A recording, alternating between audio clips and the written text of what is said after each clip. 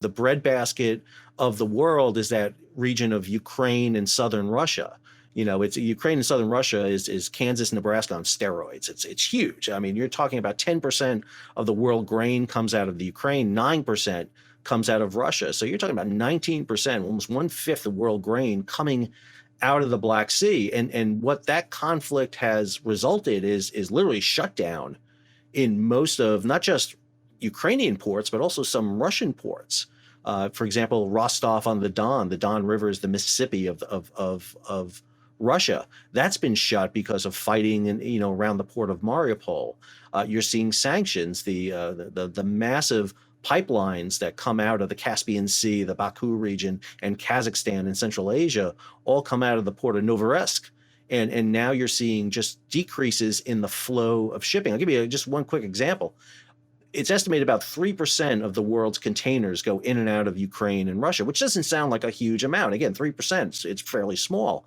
But what this means is with the container companies basically, regulating themselves and sanctioning Russia, what that means is all those containers that were sailing to Russia, that were in the system, heading to Ukraine, now are either stuck on ships or have to be offloaded, which means there's going to be congestion in ports.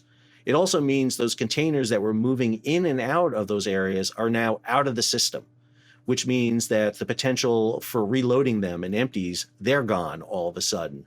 And again, what you're seeing here is another, kind of hit to the supply chain that throws another massive kink into it, and it creates disruptions. Now, you would think that, okay, this is great for other shippers of agriculture. So let's look at U.S. agricultural shippers. Man, this is a great opportunity. They can fill that shortage for what's happening in Ukraine and Russia. Well, in South America right now, you have droughts, meaning that you have decreased grain shipments coming out of South America. You've got river levels at lowest levels so that barge traffic can come down. And again, we just talked about the West Coast. You can't get agriculture out. We can't get potatoes to Japan, let alone wheat out into the marketplace. And so, one disruption in this chain creates kind of bumps down and kinks down the entire supply chain. Yeah, and I'll mention too, you talk about them being the breadbasket of the world. If you look at wheat prices are at an all-time high. And by the way, there are 300 or 400 years of prices of wheat, and we've never seen it this high. And part of the problem is wheat is usually a winter crop. You plant it in the fall and you let the snow sit on it, and then you harvest it in the spring.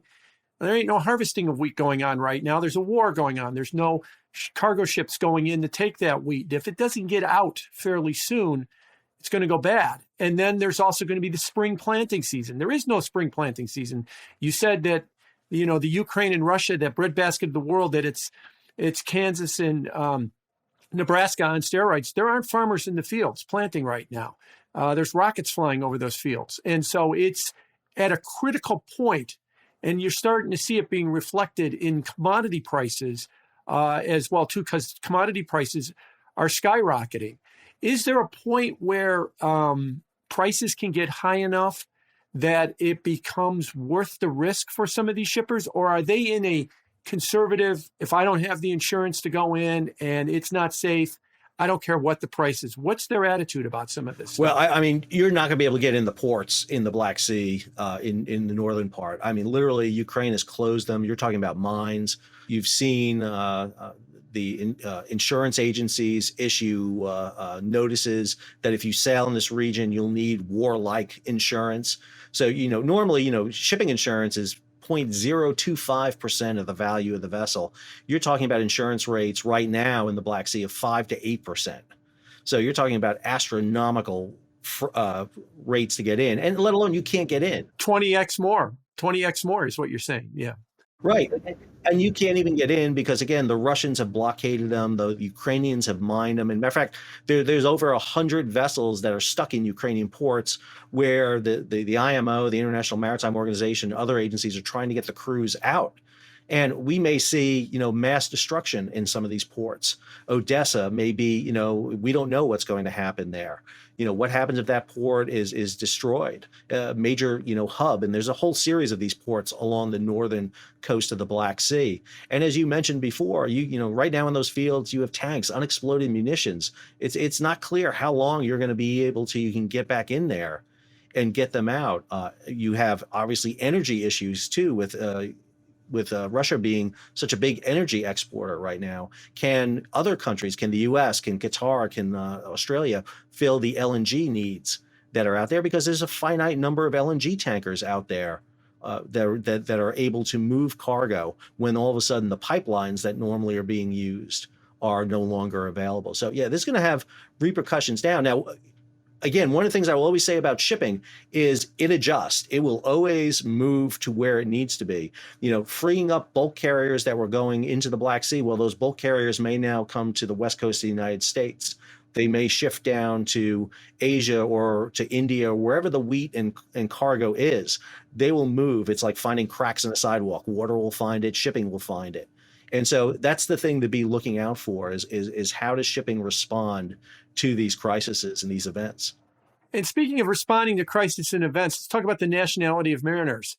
How many of them are Russian and how many of them are Ukrainian? And just as a setup, we've seen this with sports. A lot of sports leagues have banned Russian players. They've been very sensitive to have Russian players not competing with Ukrainian players. So talk to us about those Russian crews and those Ukrainian crews. How big are they? And how's shipping dealing with this? I'll take you a step back before I talk about that one, Jim, if you don't mind. So you have 1.8 million mariners moving the ships around the ocean, severely impacted by COVID. A lot of these mariners weren't hit by COVID. They didn't get the disease, but they were stuck on board. They couldn't get rotated off. And so what normally would be 4 to 6 months on a vessel turned into over a year in some cases. And so, the plight of mariners throughout the past 2 years has been desperate to begin with. A lot of mariners who finally got off didn't return back. Those that were waiting to come out the ships didn't come out because they had to find a different job because they weren't getting paid while they were ashore. So we already had this issue that was putting a huge strain on our mariners who move the cargo. Now you add to the fact that 10% of the world's mariners are Russian, 4.5% are Ukrainian, and actually there's more officers out of that Ukrainian group than anything else. So you're talking almost 15% of the world's mariners are Russians, Ukrainians. And what happens if those sanctions that are in place go against those Russians? Many of those Ukrainians want to get off and go home, check on their families. I mean, their families are being attacked. They want to get off, get home, and make sure they're safe or fight. And again, you can have ships incapacitated because of the crews getting off them. And all of a sudden now, these are ships that were sailing normally now don't meet the minimum requirement for crews. And now you have to find replacement crews, and crews have been an issue. Again, throughout COVID, it's been very difficult to execute crew changes. China, for example, will not allow crew changes of any nationality except their own. And they have very strict requirements on those crews that come on and off their vessels for quarantine. So this is an X factor, I would argue, that's looming on that horizon right now. I've talked about this a lot, that the plight of mariners in COVID has been a big issue. This just makes it even more so for 15% of the world's mariners. Russians represent one of the biggest groups behind Filipinos out there manning vessels. We hope you enjoyed the video. At Real Vision, we help you understand the complex worlds of finance, business, and the global economy with in-depth analysis from real experts. Join the revolution at realvision.com.